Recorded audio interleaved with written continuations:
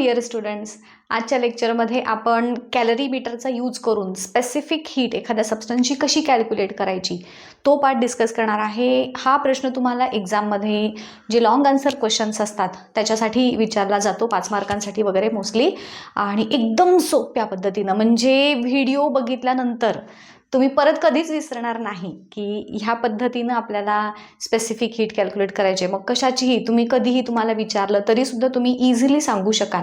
इतकं डिटेल आणि step by step मी तुम्हाला सांगणार आहे. खूप छोट्या छोट्या टेक्निक्स सांगणार आहे, ते लक्षात ठेवायच्या. आणि लक्षात ठेवा, हा जो पार्ट आहे हा तुम्हाला 10th स्टँडर्डमध्ये पुन्हा शिकायचा आहे. सो 8वीमध्ये केलं आणि विसरून गेलं असं नका करू. सो पुढच्या रेफरन्ससाठी सुद्धा तुम्हाला हे लक्षात ठेवायचं आहे. सो चला वळूयात, जास्त वेळ मी घेत नाही. व्हॉट्सअप ग्रुप जॉईन केला आहे खरे तुम्ही, आपला लिंक डिस्क्रिप्शनमध्ये देते. सो तिथे तुम्ही तुमचे डाऊट्स पोस्ट करू शकता. मी काही इम्पॉर्टंट अनाउन्समेंट असतील, काही स्टडी मटेरियल असेल, हे सगळं आपण तिथे देवाणघेवाण करतो व्हॉट्सअप ग्रुपवरती. तो जॉईन करा. ज्यांना आपले ऑनलाईन क्लासेस जॉईन करायचे आहेत त्यांनी देखील मला कॉन्टॅक्ट करू शकता. आपले 8, 9, 10च्या ऑनलाईन क्लासेस लवकरच आपण सुरू करत आहोत. सो चला वळूयात आपल्या पुढच्या पार्टकडे. कॅलरीमीटरचा यूज करून आपण एखाद्या सबस्टन्सची स्पेसिफिक हीट कशी कॅल्क्युलेट करायची ते बघूयात. सो सगळ्यात आधी एक लक्षात घ्या, आपण कॅलरीमीटर, आठवली तुम्हाला डायग्राम लास्ट टाइम आपण शिकलो होतो. कॅलरीमीटर हा कसा आहे रे, 2 त्याच्यामध्ये व्हेसल्स असतात, एक आउटर व्हेसल एक इनर व्हेसल. आणि हे कॅलरीमीटर कसं असतं तर it is thermally isolated from the surrounding. Thermally आयसोलेटेडचा अर्थ काय सांगितला होता की बाहेरच्या टेम्परेचरचा इफेक्ट आतल्या सबस्टन्सेसवरती होत नाही, आतल्या सबस्टन्सेसच्या टेम्परेचरचा इफेक्ट बाहेर होत नाही. जसं थर्मास असतो आपला त्या पद्धतीचा. सो हा कॅलरीमीटर, ह्याच्यामध्ये आपण काय ठेवलं होतं, आतलं जे व्हेसल आहे त्या व्हेसलमध्ये समजा आपण एक ठराविक मासचं वॉटर ठेवलं. आता त्या वॉटरचं काहीतरी टेम्परेचर असेल बघा. मी 3 गोष्टी आपण इथे सुरुवातीला बघणार आहोत. एक म्हणजे कॅलरीमीटर आहे आपला. या कॅलरीमीटरचं काहीतरी मास असणार आहे, त्याला मी MC असं म्हणेन. मास ऑफ कॅलरीमीटर म्हणून MC. तुम्ही काही तिथं ॲब्रिव्हेशन्स घेऊ शकता. तर ह्याचं काहीतरी इनिशियल टेम्परेचर असेल, बरोबर, की जे बघा, मी काय सांगते, दुसरा आपला आहे, सांगते पुढं ह्याच्यामध्ये पुढचा पॉईंट सांगते मी नंतर. दुसरा आहे वॉटर. या कॅलरीमीटरचं जे इनर व्हेसल आहे त्याच्या आत आपण पाणी ठेवलंय, तर त्या पाण्याचंही काहीतरी स्पेसिफिक असं मास असेल, त्याला आपण काय म्हणूया, MW अर्थातच. आणि ह्याचं इनिशियल टेम्परेचर बघा, हे कॅलरीमीटरचं इनिशियल टेम्परेचर, हे दोनही सेम असणार आहेत. का बरं, काय रिझन असेल त्याच्या मागे, तर अर्थातच आपण त्या कॅलरीमीटरच्या इनर व्हेसलमध्ये पाणी ठेवलंय. सो थोड्या वेळानंतर काय होणार, जे काही टेम्परेचर वॉटरचं असेल तेच टेम्परेचर कॅलरीमीटरचं पण असणार आहे, बरोबर की नाही. इमॅजिन करायचं. आता इथून पुढचा थोडासा पार्ट आहे ना, मी जसं जसं सांगत जाईन तसं तसं तुम्ही तो पार्ट इमॅजिन करा की हां बरोबर असं असं आहे. तर तुम्ही मग ती प्रोसेस त्याच्यामध्ये इन्व्हॉल्व्ह व्हाल आणि मग तुम्हाला ते स्टेप्स समजतील, आणि मग एकदा समजलं की तुम्ही कसंही लिहू शकताय. सो मी काय केलं, आपण ह्याला डिव्हाइड करूयात. कॅल्क्युलेशन्सचा पार्ट आहे. कॅल्क्युलेशन म्हणण्यापेक्षा डेरिव्हेशन आपल्याला काढायचं आहे. सो ते लक्षात कसं ठेवायचं किंवा त्या डेरिव्हेशनच्या शेवटच्या इक्वेशनपर्यंत पोचायचं कसं, त्याची ही पहिली स्टेप. आपण 3 गोष्टी इमॅजिन केल्या. एक म्हणजे मी कॅलरीमीटर घेतलंय, त्याचं मास घेतलंय, त्याचं इनिशियल टेम्परेचर आणि वॉटरचं इनिशियल टेम्परेचर हे दोघांचं सेम असणार आहे. सो मी ह्याला काय म्हणेन, TI, आणि ह्याला पण TI म्हणेन. आता पुढचा आपला जो सबस्टन्स आहे, समजा एखादा मेटल घेतलाय किंवा एखादा ऑब्जेक्ट घेतलाय, तर आम्ही ऑब्जेक्ट म्हणते. आता काय करायचंय, हे कॅलरीमीटर आहे, त्याचं जे इनर व्हेसल आहे आपलं, ह्याच्या आतमध्ये मी पाणी भरलंय आणि त्याच्या आतमध्ये हे ऑब्जेक्ट ठेवलंय त्या पाण्यात. आता इथं 2 पॉसिबिलिटीज क्रिएट होतात, सांगते मी त्या पण पुढे. तर ह्या ऑब्जेक्टचं मास काय असणार आहे बघा. ऑब्विसली आता इथं MC, MW घेतलं तर आपण MO म्हणूयात, मास ऑफ ऑब्जेक्ट. आणि त्याचं इनिशियल टेम्परेचर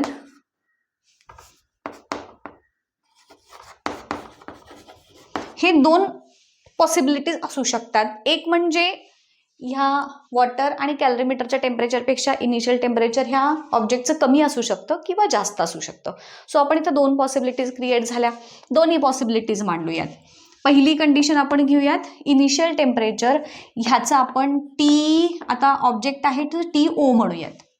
टेम्परेचर ऑफ ऑब्जेक्टचं म्हणजे जे इनिशियल टेम्परेचर आहे, समजा ते टेम्परेचर ह्या दोघांच्या टेम्परेचरपेक्षा जास्त असेल तर काय होणार सांगा. तुम्हाला सगळ्यांनाच माहीत आहे. एक आठवा, एक आपल्या डे टू डे लाईफमधली प्रोसेस आठवा, जे तुम्ही सगळेजण घरी करता. सकाळी आपण शाळेला जायच्या गडबडीत असतो. आई आपली टिफिन भरते, बाबा भरत असतील, आई भरत असेल, व्हॉटेवर.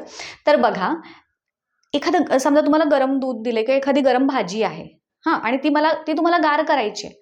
तर आपण बरेचदा काय करतो, ते गरम दूध असेल किंवा ती गरम भाजी असेल, ती काय करतो, पटकन गार होण्यासाठी त्याला एक म्हणजे आपण पसरून ठेवतो. त्याच्यामुळे सरफेस एरिया वाढेल आणि ते लवकर गार होईल. दुसरी एक पद्धत आहे, त्याच्यामध्ये आपण काय करतो रे, की ते गार पाण्यात ठेवतो. सगळ्यांनी हे केलंय बरोबर. गार पाण्यात ठेवल्यानंतर थोड्या वेळानंतर काय होतं, त्या पाण्याचं टेम्परेचर वाढतं आणि दुधाचं टेम्परेचर, समजा आपण दूध घेतलं असेल तर त्या दुधाचं टेम्परेचर कमी होतं बरोबर. इथं काय झाली रे, हीट एक्सचेंजची प्रोसेस झाली. त्या गरम दुधाकडून हीट गेली कुठे, पाण्याकडे, जे गार होतं. त्यामुळं पाण्याचं टेम्परेचर वाढलं आणि दुधाचं टेम्परेचर कमी झालं. ही प्रोसेस कधीपर्यंत होत राहते, जोपर्यंत दोघांचं टेम्परेचर इक्वल होत नाही तोपर्यंत. एकदा का दोघांची टेम्परेचर्स इक्वल झाली की मग पुढे ही हीट एक्सचेंजची प्रोसेस थांबते. त्याच्या पुढं ही हीट एक्सचेंज होणार नाही. मग हेच इथं पण ॲप्लिकेबल आहे. समजा पहिली कंडिशन, जर इनिशियल टेम्परेचर ऑफ हे जे ऑब्जेक्ट आहे ते ह्याच्यापेक्षा कमी आहे असं आपण समजूयात. म्हणजेच आता हे मी मांडणार कसं बघा हां, initial temperature of object is less than initial temperature of this कॅलरीमीटर and water. ह्याला मी असं मांडलं, ग्रेटर दॅन इक्वल आणि लेस दॅनचं साईन आपण मांडलं. या केसमध्ये काय होणार सांगा, कुठून कुणाकडे हीट ट्रान्सफर होणार. ऑब्व्हियसली याची हीट, जिथं जास्त हीट आहे तिथं त्याच्याकडून कमी हीट असणाऱ्या भागाकडे, किंवा जिथं ज्याचं टेम्परेचर जास्त आहे त्याच्याकडून कमी टेम्परेचर असणाऱ्या पार्टकडे हीटचं ट्रान्सफर होईल. म्हणजेच इथे या केसमध्ये, in this case, heat will transfer from this water to the object. बरोबर आहे. Heat will transfer from this water आणि कॅलरीमीटरची जी आहे त्याच्याकडून ती हीट ह्या ऑब्जेक्टकडे पास होणार. समजा दुसऱ्या केसमध्ये जर इनिशियल टेम्परेचर ऑफ ऑब्जेक्ट हे ग्रेटर असेल than initial temperature of water, then मग काय होणार, ती हीट जी आहे ती हीट इथं काय होणार, हीट विल ट्रान्सफर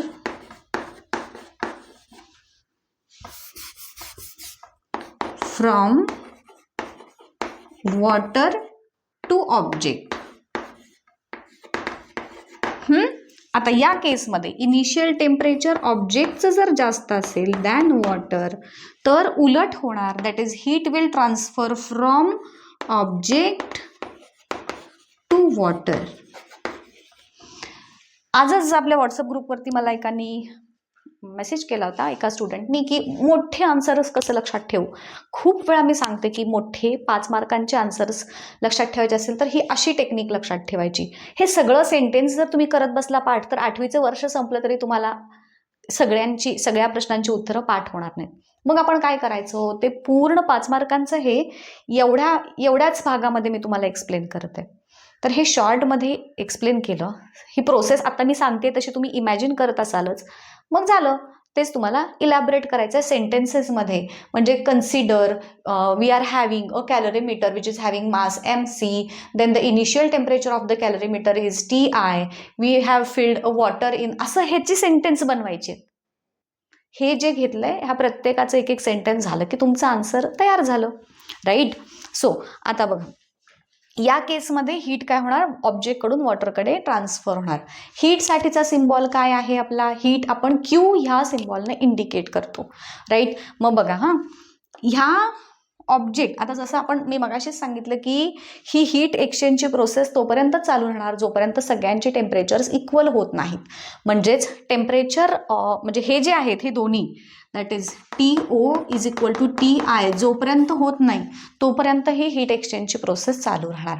आता बघा, थर्मली आयसोलेटेड आहे त्यामुळं ह्याच ऑब्जेक्टची जी काही हीट आहे ती हीट बाहेर जाणार आहे का? नाही. म्हणजेच ती हीट फक्त दोघांना मिळणार. कोणाला दोघांना मिळणार? Heat lost by the object is equal to heat gained by calorimeter plus water. तो जो गरम ऑब्जेक्ट, समजा इथं जसं दाखवलंय, हा कॅलरीमीटर आहे, हा वॉटर आहे आणि हा ऑब्जेक्ट आहे जो गरम आहे. आता त्या गरम ऑब्जेक्टची हीट जी बाहेर पडणार ती कुणाला मिळणार? थर्मली आयसोलेटेड आहे, ॲटमॉस्फिअरमध्ये जाणार का? नाही जाणार. मग ती हीट एक म्हणजे वॉटरला मिळणार आणि दुसरं म्हणजे कॅलरीमीटरला मिळणार. कधीपर्यंत मिळणार? जोपर्यंत ह्या तिघांचे टेम्परेचर्स इक्वल होत नाहीत तोपर्यंत. मग मी आता इथं म्हणेन in this case as it is thermally isolated, इथं लिहूया heat lost by object equal to heat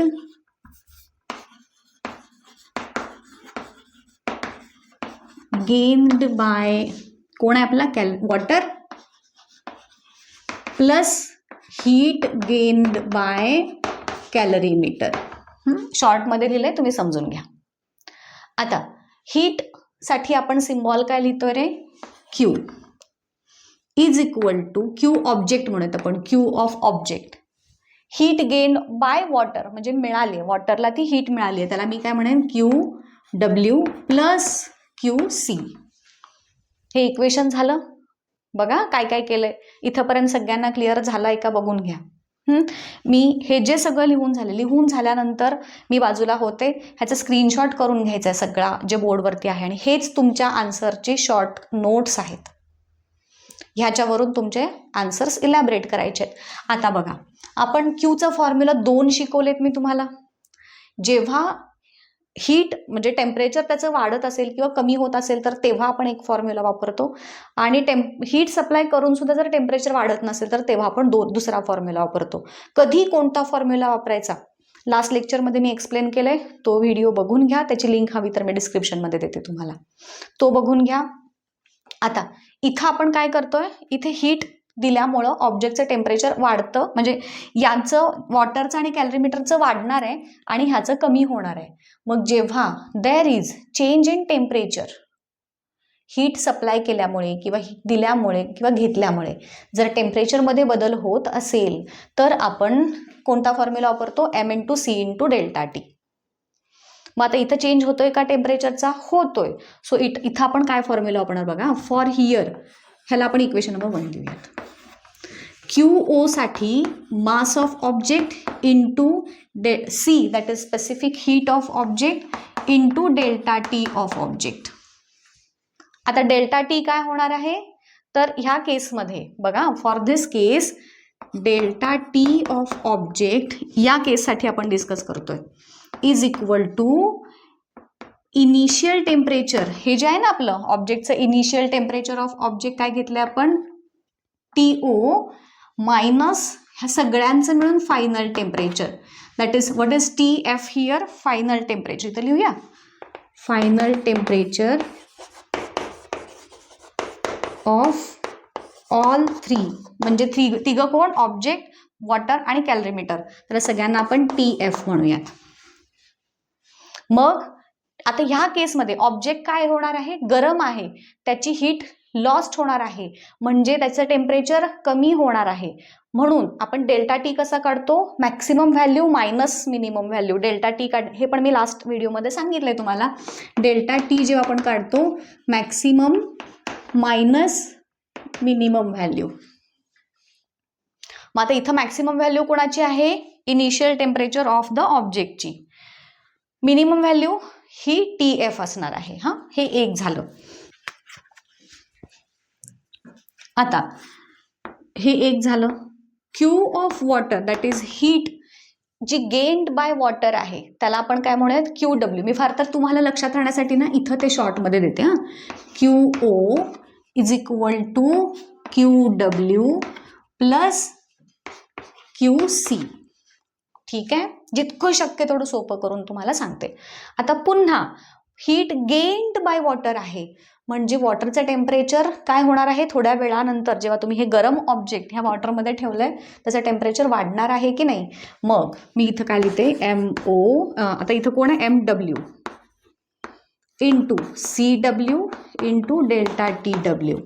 आता ह्या केसमध्ये डेल्टा टी जे आहे is equal to final temperature, ह्याचं काय असणार आहे, आता जास्त असणार आहे.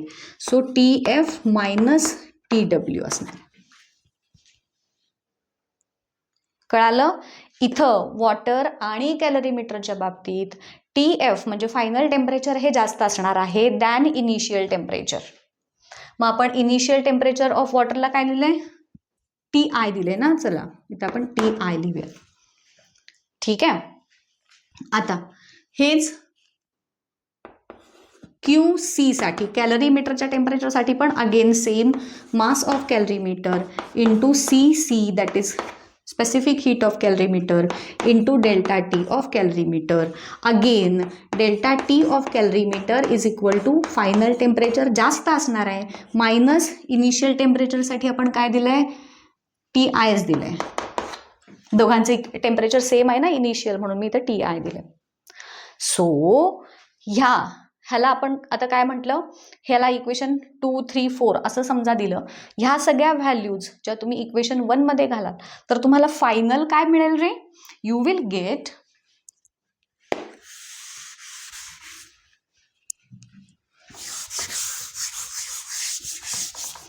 बघा, QOच्या जागी मी हे घालेन, QW साठी मी हे घालेन, QCच्या साठी मी हे घालेन. सो मी आता हे मोठं होईल थोडंसं बघा. हां, QO काय आहे आपला, आता इथं लिहायचं बाय पुटिंग दीज व्हॅल्यूज, म्हणजे आता ह्याला इक्वेशन काहीतरी, ह्याला आपण 1 म्हणूया, ह्याला 2, ह्याला 3 आणि ह्याला 4 म्हणूयात. मग ह्या 2, 3 आणि 4 ह्या इक्वेशनमधल्या व्हॅल्यूज इक्वेशन 1 मध्ये पुट केल्यानंतर आपल्याला काय मिळेल रे, बघा. हां, QW सॉरी आता इथं काय आलं, थोडक्यातच लिहिते मी, MO into CO into delta TO is equal to, आता हे दुसरं हे झालं हे. आता तिसरं MW into CW into delta TW plus हे that is MC into CC into delta TC. So जेव्हा आपल्याला कोणत्याही ऑब्जेक्टची स्पेसिफिक हीटची जी व्हॅल्यू, म्हणजे ह्या सगळ्या गोष्टी, मास माहीत आहे, चेंज इन टेम्परेचर माहीत असेल तर आपण स्पेसिफिक हीट जी आहे त्याची व्हॅल्यू डिसाईड करू शकतो बाय युझिंग धिस इक्वेशन. हे आपलं फायनल इक्वेशन आहे. याच्यामध्ये आपल्याला फायनल डेरिवेशन काय करायचं आहे, हे राईट. हे एवढं डेरिवेशन तुम्हाला 5 मार्कांसाठी विचारलं जातं. आलं का लक्षात, बघा, समजलं का. सो हा झाला आपला आजचा व्हिडिओ. कसा वाटला मला नक्की कळवा. सोपं आहे ना ही मेथड, या पद्धतीने लक्षात ठेवा, तुम्हाला नक्कीच एक्झाममध्ये छान पद्धतीनं लिहिता येईल. सो आज इथेच थांबूयात. नेक्स्ट लेक्चरमध्ये ह्याचा पुढचा पार्ट, मॅक्सिमम पार्ट पुढच्या लेक्चरमध्ये आपण कव्हर करूया. Till then goodbye, thank you.